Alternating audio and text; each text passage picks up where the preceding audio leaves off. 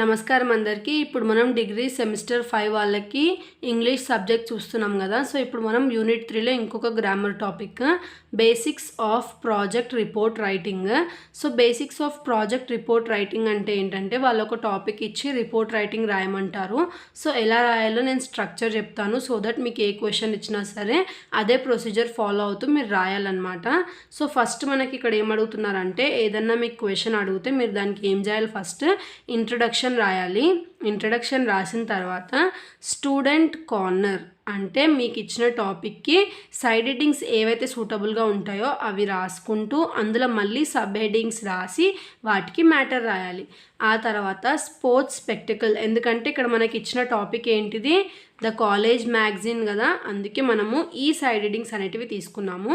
So ఎన్ని side headings తీసుకున్నాం, first students corner తీసుకున్నాం, స్పోర్ట్స్ స్పెక్టికల్ తీసుకున్నాం, ఆ తర్వాత ఇంటలెక్చువల్ డిస్కోర్స్ తీసుకున్నాం, సబ్మిషన్ గైడ్లైన్స్ తీసుకున్నాం, ఎడిటోరియల్ టీమ్ అంటే ఎవరైతే ఎడిటర్ ఇన్ చీఫ్ ఉన్నారో అతని పేరు, మేనేజింగ్ ఎడిటింగ్ ఉన్నారో వాళ్ళ పేరు, లిటరరీ ఎడిటర్ ఉన్నారో వాళ్ళ పేరు, స్పోర్ట్స్ ఎడిటర్ ఉన్నారో వాళ్ళ పేరు, కల్చరల్ ఎడిటర్ ఉన్నారో వాళ్ళ పేరు, నెక్స్ట్ డిజైన్ అండ్ లేఅవుట్ ఎవరు చేశారో వాళ్ళ పేరు రాసి ఆ తర్వాత మనము కన్క్లూజన్లో కొంచెం మ్యాటర్ రాసేసి ఎండ్ చేసేయాలి. సో ఇక్కడ మనకి టాపిక్స్ ఇచ్చారు చూడండి, రోల్ ఆఫ్ ఇంటర్నెట్ ఎలా ఉంటుంది మన లైఫ్స్లో అని చెప్పి ఒక టాపిక్ ఇచ్చినారు. సో ఇప్పుడు దీనికి ఎలా రాస్తామంటే ఫస్ట్ హెడ్డింగ్లో ఏదైతే టాపిక్ నేమ్ ఉందో అది రాయాలి. రాసిన తర్వాత ఇంట్రడక్షన్లో ఈ టాపిక్ గురించి కొంచెం ఇంట్రడ్యూస్ చేయాలి. ఇప్పుడు మనం ఏం చేస్తామంటే నెక్స్ట్ ఆ టాపిక్కి రిలేటెడ్ సబ్ హెడ్డింగ్స్ ఇంకా హెడ్డింగ్స్ అనేటివి మన ఓన్గా రాయాలన్నమాట. సో ఇప్పుడు దానికి ఎడ్యుకేషన్ ఇంకా లెర్నింగ్కి అది ఎలా యూజ్ అవుతుంది ఇంటర్నెట్ అనేది, కమ్యూనికేషన్ అండ్ సోషల్ కనెక్షన్స్కి ఎలా యూజ్ అవుతుంది, ఎంటర్టైన్మెంట్ అండ్ మీడియాకి ఎలా యూజ్ అవుతుంది, వర్క్ అండ్ బిజినెస్కి. సో అలా ఒక ఫైవ్ హెడ్డింగ్స్ సబ్ హెడ్డింగ్స్ రాయాలి దాని లోపల మ్యాటర్.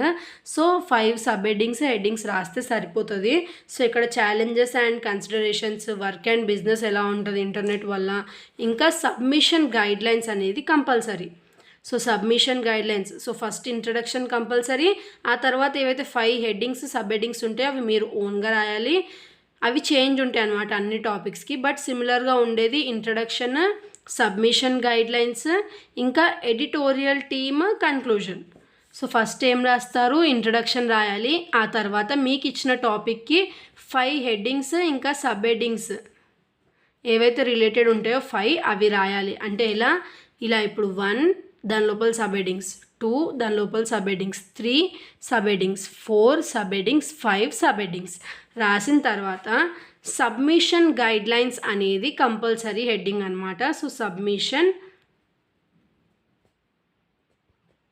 గైడ్లైన్స్ అనేది అన్నిట్లో కంపల్సరీగా ఉండాలి.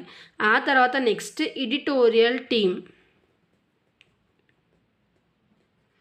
సో ఎడిటోరియల్ టీమ్ రాస్తూ ఒక్కొక్కళ్ళకి వాళ్ళ నేమ్స్ రాయాలన్నమాట ప్రతి టాపిక్కి కంపల్సరీ. తర్వాత లాస్ట్కి కన్క్లూజన్తో ఎండ్ చేయాలి. సో ఇది మనకి దీని స్ట్రక్చర్. ఏ టాపిక్ ఇచ్చినా సరే ఈ 5 ఫాలో అవుతే మీ ప్రాజెక్ట్ రిపోర్ట్ అనేది కంప్లీట్ అవుతుంది రాయడము. సో ఏ టాపిక్ ఇచ్చినా సరే అలానే ఉంటుంది అనమాట. ఫస్ట్ ఇంట్రడక్షన్ రాయాలి, 5 హెడ్డింగ్స్ ఇంకా సబ్ హెడ్డింగ్స్ రాస్తూ ఆ హెడ్డింగ్స్కి లోపల మనకిచ్చిన టాపిక్ రిలేటెడ్ రాసుకోవాలన్నమాట. ఇవి అన్నిటికీ సేమ్ ఉండదు.